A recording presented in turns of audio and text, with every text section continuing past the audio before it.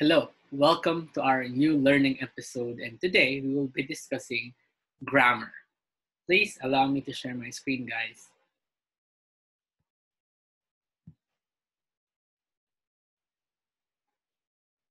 So today we'll be discussing the first lesson about structure of English, which is the grammar units. The grammar units, which are very important, um, especially if our aim is to understand the structure of English sentences. Now, the basic sentence would always look like this. This is an example of advanced constituent analysis. Okay. Now, as we go along, we are going to discuss grammatical metalanguage. There are actually three levels of grammatical metalanguage: subsentential, which is word analysis. Then we have sentential level, which is sentence analysis, and then we have suprasentential level, which means about text analysis. But today we will only be discussing about um, subsentential level or word analysis. Therefore, we have to look into the parts of speech or the grammar unit and the three identifying criteria, which will be revealed later. So let us start now the subsentential level or the word analysis level. Now, let us start with noun. Okay, let us start with nouns. The three identifying criteria are the following: semantic or notional, structural, or functional. In the case of noun, nouns refer to name of a person, thing, or idea. And there are three types of nouns. The major ones, we have common, proper, and collective. In terms of structure, there are morphological phenomenon or phenomena that may happen with this particular grammar unit. Inflections are possible, and derivations are also um, possible. For inflections, you only have to add s, then um, a single noun can become a plural. And in terms of possession, by simply adding an s, apostrophe and s, it can now show possession. In terms of position, noun is preceded by a determiner. And immediately after noun, it is followed by a verb. And when it comes to function, it can be a subject of the verb, a direct object, an indirect object, a subject complement, an appositive, an object complement or object non-predicate, an object of the preposition, or a vocative. Here are example sentences where nouns, the ones that are bolded, uh, functions differently according to use. So for example, sentence number one, the noun is Millie, which stands as the subject of the verb. Sentence number two, pleasantries is the noun and which stands as the direct object. Next, him, indirect object. Him is not a noun uh, but a pronoun. However, a pronoun is substituting not necessarily for a noun, but for a noun phrase. Okay, for a noun phrase. So in this case, him as a noun phrase, okay, him functions as a noun phrase is an indirect object. And then number four, subject complement for a tall singer and for pronoun them. And number five, a positive for Labrador. And then six, object complement or object non-predicate for sink and a smart dog. And seven, for object of the preposition for Antiletti. And eight, vocative for the noun Eldred. Next, we move on verbs. When we say verbs, the meaning is that it denotes action or a state of being. And there are several types. We have intransitive verb, that means the verb does not have an object. Transitive verb, that means the verb does have one object. Next is ditransitive, that means the verb does have two objects. So that's there can be an indirect and direct object. Next, linking verb or copula, like is, are, was, were for linking verb, and other verbs for copula are example seems, and different types of different words that denote senses. These are copula. Complex transitive, that means there are more than two objects in a sentence, and preposition verbs. For structural, inflection is also possible, especially for third person singular, simple past, past participle, and present participle. Derivation is also possible. Example, for verbs, you only have to add er. Then, for example, dance, then you add er, dancer, it now becomes a noun. And then the position is that it follows noun subjects, and after each verb, it may be followed by an adverb, another noun, or an adjective. And the function is that there are two qualities when it comes to verbs. Number one, tense. Tense means that exact time of occurrence. So when we are looking at time, there are only two possibilities, either present or past. Future, though to some is considered as a tense, but because there is no inflection, there is no change in its form, then we may not consider it as a tense, because to denote a future time, we need modals like will, would, shall, and should. Next quality is aspects. When we say aspects, we refer to the duration of the action or of the event. Okay, the occurrence, the duration, the occurrence of an action or an event, whether it is completed today or still in progress or uncompleted action. Now, we also have to look at subject and verb agreement. We have to look at its number, and we have to look at if it is present or past, and we have to look at also forms according to person, like first, second, or third, because there is singularity also when it comes to that. Okay. Now, this is an explanation between a tense and an aspect. This is an explanation between a tense and an aspect. An aspect indicates the location of a time or an event in time. However, aspects indicates how an action, state, or an event is related to the flow of time. That's why we are saying that. When we talk of aspects, we are looking into duration or time of occurrence, or duration of occurrence. However, tense is about time of occurrence. And when it comes to tenses, there are only two items, past or present. However, as for aspects, there are four.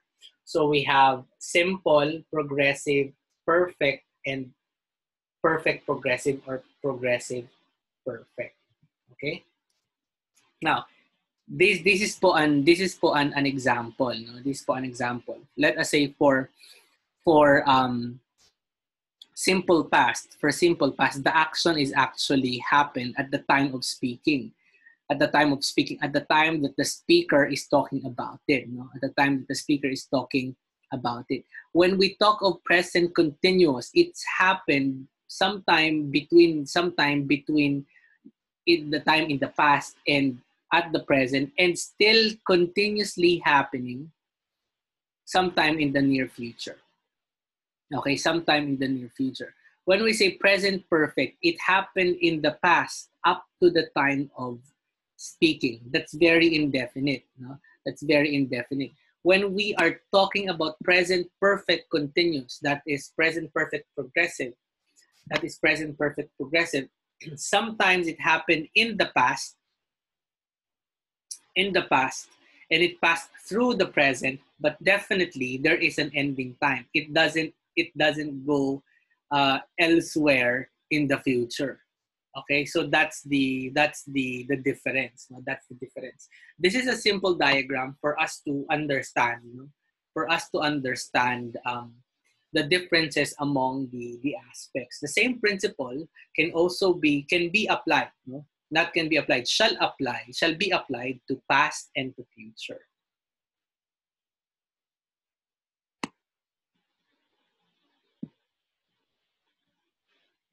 Next po. Now, when it comes to structure, this is now the structure. No? This is now the structure for tense and aspects. These three items here, present, past, and future, are considered to be your tenses. Simple, perfect, progressive, and perfect progressive are your aspects. When you try to observe this, when it comes to the future tense, remember that we don't change the verbs, but we add modals like will, operators have, diba? Will have, will be, will have been. Okay, so that's the difference. That's the difference why why majority of English teachers don't consider future as a tense, but a time, just a time, but not necessarily a tense. Okay, in a nutshell, this is how it looks like. This is how it looks like. So when you try to look at progressive, that's the continuous aspect, very incomplete. No one would really know. No one would really know when it will end. When you say perfect, it happened sometime in the past, between the past and the present. And it may be, it happened sometime in the past up to the present. And when you say perfect progressive, it happened sometime between the past and the present up to a definite time near the future, but not towards the future. This is another example also. This is another example of tense and aspect. This is another example also for negative statements. Now, these are what I am referring to you a while ago about verbs that are copula. Okay, they are verbs. They are not action words. They are not linking verbs, but they are copula. Okay, they are copula. When we say they are copula, they can be followed by a noun, an adjective, or a noun phrase, an adjective, or a preposition, or a prepositional phrase. Okay, that means their structure is the same as the linking verbs is, are, was, were, be, and am. Now, we also have modal verbs and we also have auxiliary verbs. When we say modal verbs, they are will, would, shall, and should. Historically, they don't have tenses. Like past tense of will is would. No, because all of them, all modals would denote a future time. It's just that there are differences when it comes to degrees of certainty. Like will is more certain compared to would. However, will is different from shall, though they refer to the future time. When we say shall, that's obligatory, unlike will, that you have a choice. No? So for example, I shall see a doctor is different from I will see a doctor. When you say I shall see a doctor, that denotes a sense of urgency, like you have to do it right away, right now. But when you say I will see a doctor, it doesn't show any urgency. And it may happen in the future, but it is not so urgent. And so certainty is a little lower than shall. When we say auxiliary verbs, sometimes we call auxiliary verbs as operators, no? Because they are the one who would try to express the tense and the voice to other grammar aspects of present in the sentence. These, example of modal, example of auxiliary verbs as are, has and have, and had, do, does and did, etc. They are the ones who's carrying the meaning, no, of the entire sentence. They are the one who's giving us a picture if the tense is present or in the past. Now, I have here an example of a paragraph. There must be a comma after yesterday. I'm so sorry. Like yesterday, I went to the market. It has different fruits that I like. I bought several kinds of apples. I also found that plums were in season, so I bought 2 pounds of them. When you try to look at this, in this particular paragraph, in this particular paragraph, there is a mixture of tenses. And there is a mixture of tenses. Though this is a narrative, it doesn't mean, though this is a narrative, it doesn't mean that all tenses must be in the past. We have to understand that if your aim is to describe and to define, it must always be in the present. It must always be in the present, and that must not be in the past. Okay. Now, when it comes to tense shifting, we have to understand that there are two kinds of sentences: the foreground sentence and the background sentence. The background sentence, the background sentence aims to give us background information. That means to describe or to define. Therefore, it is using a present tense. However, foreground sentences carries the main storyline. So if the main storyline happened in the past, therefore the tense must always be in the past. In the previous slide, there are sentences that are foreground and there are sentences that are background. There are sentences that are foreground and there is a sentence that is a background, like it has different fruits that I like, which aims to describe the fruits that the person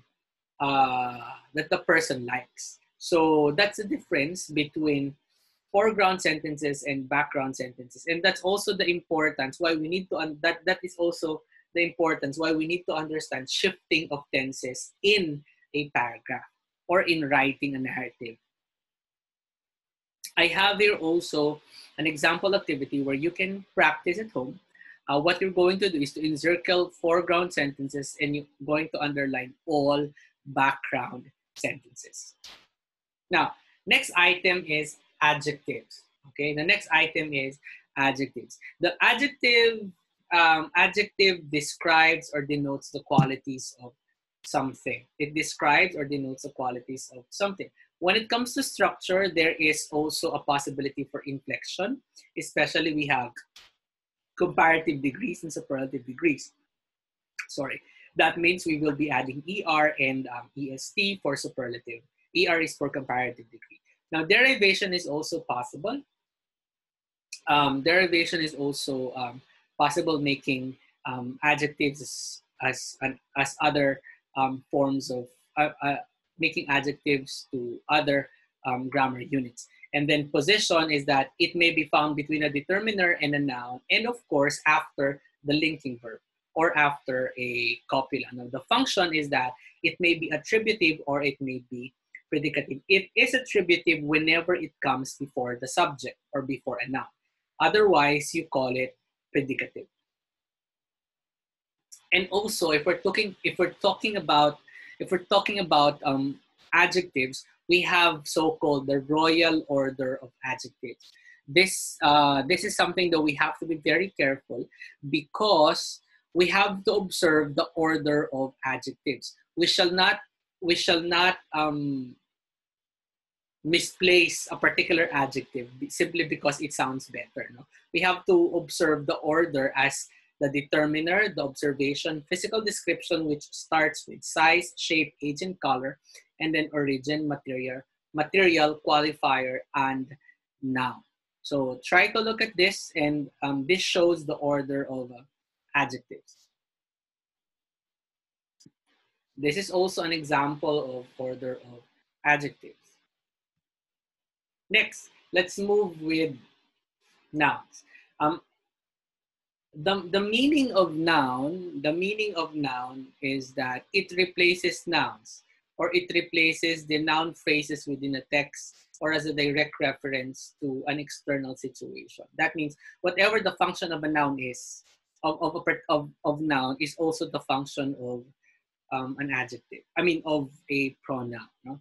Now, the structure is that it occupies the same position as a noun or a noun phrase. If we say that a noun can be found elsewhere in the sentence, before, at the middle, at the beginning of the sentence, at the middle of the sentence, and at the end of the sentence, therefore, a pronoun can also be found elsewhere, the same as a noun or an NP does, or a noun phrase does. Now, the kinds of pronouns are personal pronouns. We have subject, object, and possessive pronouns. Subjective, objective, and possessive pronouns. And we also have reflexive pronouns, those pronouns with self, like himself, etc. And then demonstrative pronoun like that, those, this, and these. And distinction, we have to consider number. If it is singular or plural, we have to consider person, first person, second person, third person. We have to consider gender because pronouns have gender. And then proximity, we're looking at space. Is it near? Is it far? Now, these are examples of English pronouns. These are subject pronouns, object pronouns, possessive pronouns. Okay, reflexive pronouns, possessive adjectives, and these are the persons. Another example of the use of pronoun in a sentence. Now, for determiner, determiner, to some it is considered as an adjective. No? To some it is considered as an adjective. But for the purpose of this training or of this lesson, I would like to emphasize that the function of the determiner in a sentence is that it limits the number of nouns that follow them. It denotes the number of noun, if it is singular or plural. And the position is that it precedes nouns and it precedes adjectives. No? It precedes nouns and it precedes adjectives. The types are, we have articles, we have demonstratives, we have possessives, and we have quantifiers. Now, this is a simple structure. This is a simple structure of identifying the number of nouns. Starting with, for the purpose of this diagram, we're talking about articles the and an. Okay, and an. Now, for example, when it comes to article the, regardless if that's singular, plural, countable, or non-count, we can use article the because the is definite article only for common nouns. If the nouns are proper, we do not need to have an article for every noun that is a proper, especially if you want to use a definite article, because proper nouns are inherently defined or inherently definite. Therefore, there is no need for a definite article. In the case of an indefinite article, for every count noun that is singular, like book, bag, chair, we have to use indefinite articles a and an. And the use of a and an is that we are not looking into the letter, the initial letter of the word. We are looking into the sound. We are looking into the sound, the first sound of the word. And for every vowel sound, it must be indefinite article an. For every consonant sound, it must be indefinite article a. So a bag, an apple. And we must only be using a and an for every singular item that is countable. So in the case, let us say, of water, how can we count water? We can only count water by counters, no? By counters like glass, gallon, etc. So in the case of a gallon, in the case of a counter, gallon, so a gallon of water, we can now use a gallon of water. But if we are not using counters like gallon, glass, etc., like in a sentence, can you give me some water? So it must be some. The same nature with ice cream. I want an ice cream is wrong. I want some ice cream because ice cream must be counted because ice cream is a non-count. So we need a counter for ice cream, like a cup, a scoop, a pint.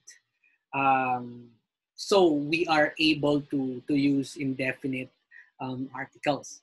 Now, here is a diagram of different kinds of quantifiers, which may also function as determiner. Okay, so these quantifiers are positive. That means there is a number for that. these quantifiers are negative. That means 0 to, from few to none, from few to none. Those above the line are for countable nouns. Those below the lines are for non-count. The same also with this, okay? Now, these are the structure now for determiners, okay? Determiners, we have predeterminer, we have core determiner, and we have post-determiner.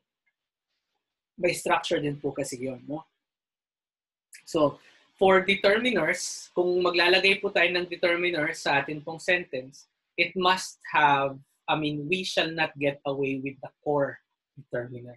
So, meron po, hindi po ito mawawala yung core determiner natin. Now, whenever we have a core determiner, we now have the liberty to decide whether we need a post determiner or a predeterminer, or we need a complete set of determiners. For example, all of the blank, the 5 blank.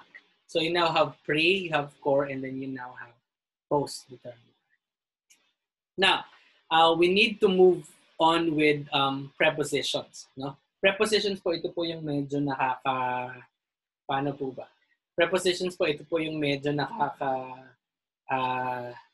what we call this, nakakalito, or nakakalito, because there are a lot of rules when it comes to prepositions. And we have to take note of all of them. No? We have to take note of all of them.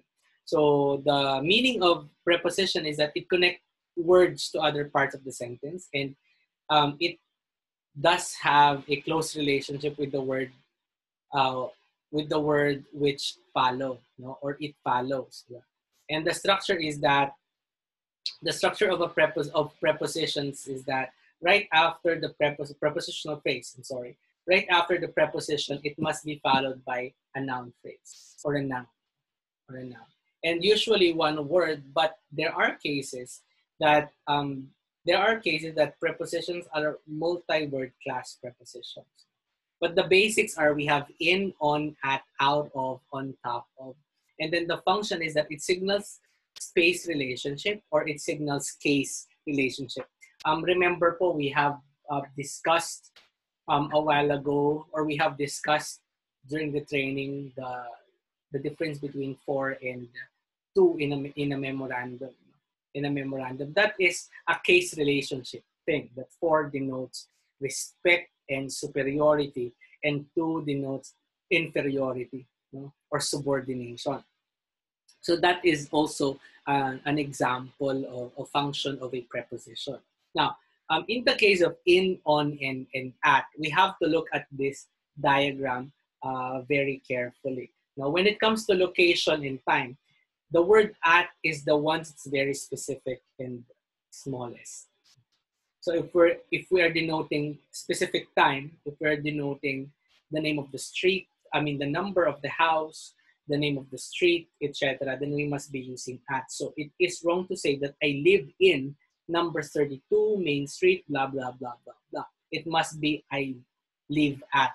In the case of on, every time we're talking about days of the week, we're talking about weekends, then we have to use on.